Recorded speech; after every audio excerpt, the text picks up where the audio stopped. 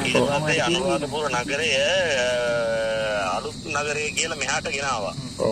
ගෙනකොට ඔය රුවන්වැලිසෑය ඔය ඇතුළුවර කියන ඔය පැත්තේ ඒ වුණාට මිනිස්සු ඔක්කොම ගෙනා නැහැ. ඒ කට්ටිය ඉතුරු කරා කොටසක් ඒ ප්‍රදේශය රැකගෙන හිටපු ඒ කාලේ ඉඳලා නවත්තගෙන හිටපු ඒ කියන්නේ රැකගෙන ධම්මගල සීමා බෝධිය රුවන්වැලිසෑය ඒ කාලේ ඉඳලා රැකගෙන හිටපු පරම්පරාවෝ කීප දෙනෙක් එකතු ඉතුරු නවත්තලා තමයි ඉතුරු කට්ටිය අනිත් පැත්ත නගරයට ගෙනාවේ.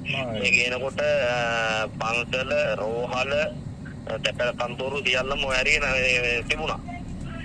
ඔය ඕක තමයි රුවන්වැලිසෑය කියන්නේ පූජා නගරයේ ඇතුලේ පූජා භූමියම තියෙන එකම ගේ. මේක කොයි කාලේ හදපු එකක්ද? ඒක අතල තියෙන මම හිතන්නේ දැන් අවුරුදු 100කට එහා පැත්තේ. ඒ ගෙදර ඉන්නේ දැන් ඒකේ ගෙදර අයින් කරන්න කියන්නේ මේක තියෙන්නේ හරියටම පූජා නගරය කියන්නේ පූජා නගරයට අවු වෙන පොඩි ප්‍රදේශයක්. ඔතන පූජා රුවන්වැලිසෑය සීමා බෝධිය මැද්දට හරියටම මැද්දට අවු වෙන ගියක් වේ. ඒකේ අයින් කරන්න පුරාවිද්‍යාවකින් මෙයාව අයින් කරන්න නැතුව මෙයා බෑගුවා යන්න. පස්සේ මෙයා නඩුවක් දැම්මා. නඩුවක් දැම්මට පස්සේ මෙයා නඩුවෙන් මෙයා දිනුවා.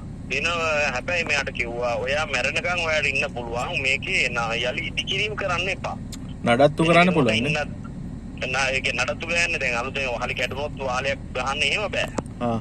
ඒ කියන්නේ ඔය පොඩි උණු කැටයක් කරනොත් තියා දාන්න එහෙම ඒක එහෙම නෙමෙයි මම කියන්නේ සාමාන්‍යයෙන් මේක අලුත් දෙයක් කරන්න බෑ. අලුත් දෙයක් කරන්න බෑ. එයාට මැරෙනකන් ඉන්න පුළුවන්. එයා ඒතකොට ඉස්සරින් ඉඳන් හිටපු පරම්පරාවක් නේ.